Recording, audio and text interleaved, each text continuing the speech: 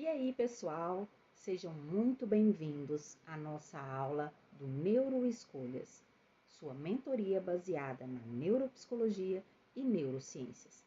Eu sou Valéria Soares, psicóloga, neuropsicóloga e neurocientista, mestre em psicopatologia clínica há 23 anos no mercado de trabalho. Vamos falar sobre sensopercepção?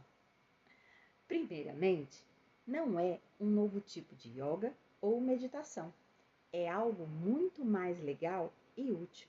Sensopercepção é basicamente a união dos nossos sentidos com a nossa percepção.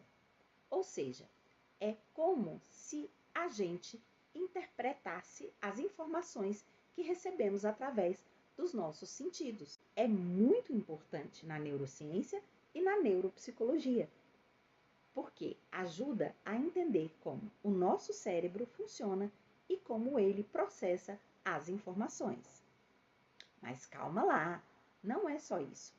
A sensopercepção também está relacionada com a nossa capacidade de aprendizado e memória. Isso mesmo, minha gente. Se você tem uma boa percepção, suas chances de aprender e lembrar das coisas são maiores. E como podemos fazer nossa sensopercepção melhorar? Bom, existem várias formas, como por exemplo, praticar exercícios físicos regularmente, ter uma alimentação saudável, equilibrada, dormir bem e evitar o estresse. Além disso, é importante estimular os nossos sentidos, seja através da música, da arte ou da natureza. A sensopercepção é um processo complexo que envolve a captação e interpretação das emoções sensoriais do ambiente, bem como a integração dessas informações com as experiências passadas e os processos cognitivos. Ela é fundamental para a compreensão e interação do indivíduo com o mundo ao seu redor. Do ponto de vista da neurociência, a sensopercepção envolve a ativação e a integração de diferentes áreas do cérebro responsáveis pelo processamento sensorial, como visão, audição, tato, paladar e olfato. Cada um desses sentidos possui estruturas específicas no cérebro que recebem e processam as informações sensoriais correspondentes. Por exemplo, o córtex visual processa as informações visuais, o córtex auditivo processa as informações auditivas e assim por diante. Além disso, a sensopercepção também está relacionada ao funcionamento de áreas cerebrais responsáveis pela integração das informações sensoriais, como o córtex parietal e o córtex pré-frontal. Essas regiões ajudam a combinar e interpretar as informações sensoriais recebidas, permitindo o indivíduo reconhecer e significado aos estímulos do ambiente. Na neuropsicologia, o estudo da sensopercepção é importante para compreender como as alterações ou disfunções nesse processo podem afetar a vida do indivíduo. Por exemplo, lesões cerebrais ou distúrbios neurológicos podem levar a déficits na sensopercepção, resultando em dificuldades para reconhecer objetos, pessoas, sons ou mesmo para se orientar no espaço. Essas dificuldades podem ter diversas consequências para a vida da pessoa. Por exemplo, o déficit na sensopercepção visual pode dificultar a leitura, a identificação dos objetos ou até mesmo a percepção de expressões faciais dos outros. Já um déficit na sensopercepção auditiva pode afetar a compreensão da fala ou a percepção de sons ambientais. Além disso, a sensopercepção também está relacionada à percepção do próprio corpo, conhecida como propriocepção. Palavra difícil, né? Alterações nesse aspecto podem levar a dificuldades motoras, como problemas de equilíbrio ou coordenação motora. Em resumo, a sensopercepção desempenha um papel fundamental na nossa interação com o mundo ao nosso redor e como um todo. Seu funcionamento correto é essencial para a compreensão dos estímulos sensoriais e para a nossa capacidade de interpretar e dar significado às importâncias e às informações recebidas. Alterações nesse processo podem ter impacto significativo na vida das pessoas, afetando suas habilidades cognitivas, emocionais e motoras. Existem várias áreas do cérebro envolvidas no processo sensorial. Cada uma é responsável por processar informações específicas de um determinado sentido. Aqui estão algumas principais áreas do cérebro responsável pelo processamento sensorial, que vou deixar como exemplo. Córtex visual, localizado na região occipital do cérebro. O córtex visual é responsável pelo processamento das informações visuais. Ele recebe e interpreta os estímulos luminosos captados pelos olhos, nos permitindo reconhecer objetos, cores, formas e movimentos. O córtex auditivo, localizado na região temporal do cérebro, é o córtex que processa as informações sonoras captadas pelos ouvidos. Permite reconhecer e interpretar sons como a fala, a música e os ruídos do ambiente. Já o córtex somatosensorial, localizado na região parietal, é responsável pelo processamento das sensações táteis, como o toque, a pressão, a temperatura e a dor. Ele nos permite perceber e interpretar as sensações provenientes do nosso corpo e do ambiente ao nosso redor. Já o córtex gustativo, localizado na região frontal do cérebro, ele processa as informações relacionadas ao paladar. Ele nos permite distinguir os diferentes sabores como doce, salgado, amargo e azedo. Quando falamos do córtex olfatório, localizado na região temporal do cérebro, ele é responsável por processar as informações relacionadas ao olfato.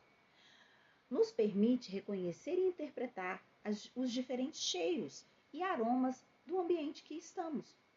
Além dessas áreas específicas, existem outras regiões do cérebro que desempenham papéis fundamentais na sensopercepção do indivíduo. Na verdade, é um assunto bem complexo e que ainda gera muitas discussões na área da neurociência. Mas uma coisa é certa: entender melhor como funciona a nossa sensopercepção pode ajudar a desenvolver novas estratégias para tratar doenças neurológicas e transtornos psicológicos. Além disso, gostaria de falar um pouco mais com vocês sobre percepção dentro do contexto que compreendemos a respeito da filtragem dos estímulos no nosso cérebro. A filtragem de estímulos é um processo pelo qual o cérebro seleciona e processa informações sensoriais relevantes e ignora ou diminui a importância dos estímulos relevantes. Essa filtragem é essencial para que possamos nos concentrar em estímulos importantes e evitar sobrecarga sensorial. No cérebro, a filtragem de estímulos ocorre em várias etapas. A primeira etapa é a recepção dos estímulos pelos órgãos sensoriais, como eu falei anteriormente: os olhos, os ouvidos, pele, nariz e língua. Esses órgãos convertem os estímulos em sinais elétricos, que são transmitidos para o cérebro. Uma vez no cérebro, os sinais sensoriais são direcionados para áreas específicas que processam informações sensoriais relacionadas. Por exemplo, os sinais visuais são enviados para o córtex visual, enquanto os sinais auditivos são enviados para o córtex auditivo. Essas áreas do cérebro são responsáveis por extrair características específicas dos estímulos sensoriais, como cor, forma, movimento, som, entre outros. Em seguida, o cérebro realiza a filtragem dos estímulos com base em sua relevância. Isso é feito por meio de mecanismos de atenção que direcionam recursos cognitivos para os estímulos mais importantes. Existem dois tipos principais de filtragem de estímulos: a filtragem bottom-up e filtragem top-down. Bom, pessoal, parece estranho falar sobre bottom-up e top-down, porém, vou tentar explicar um pouquinho a respeito para que vocês compreendam. A filtragem bottom-up ocorre quando estímulos sensoriais fortes ou inesperados capturam a atenção automaticamente. Por exemplo, um som alto repetindo pode chamar nossa atenção imediatamente, mesmo que estejamos focados em outra tarefa. Isso acontece porque o cérebro prioriza estímulos que são novos, intensos ou relevantes para a nossa sobrevivência. Já a filtragem top-down ocorre quando nós usamos nossos conhecimentos, expectativas e metas para direcionar nossa atenção.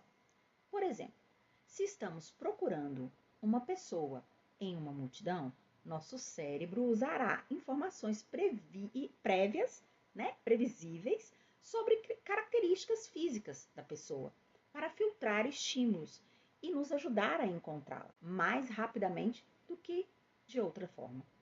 Esses processos de filtragem de estímulo no cérebro são complexos e envolvem interações entre diferentes áreas e redes neurais. A filtragem adequada de estímulos é essencial para a nossa capacidade de atenção, percepção e tomada de decisões, permitindo a nós lidar com o fluxo constante de informações sensoriais que recebemos diariamente. Portanto, pessoal, vocês perceberam o quanto é importante para nós, da neuropsicologia, termos pelo menos um pouco dessas informações em nosso cérebro? Afinal de contas, estamos em todo o tempo falando de tomada de decisões, capacidades, atenção, percepção, estímulos, coisas que para nós, em laudos neuropsicológicos, são imprescindíveis. Nós precisamos ter conhecimento de todas essas funções e do contexto cognitivo para que nós possamos realizar uma boa triagem, uma excelente anamnese e, por fim, realizar um laudo diagnóstico preciso para os nossos pacientes. Então é isso, galera. Espero que tenham gostado de saber um pouco mais sobre sensopercepção e sua importância na neuropsicologia e na neurociência. Até a próxima aula. Tchau, tchau. Até a próxima aula.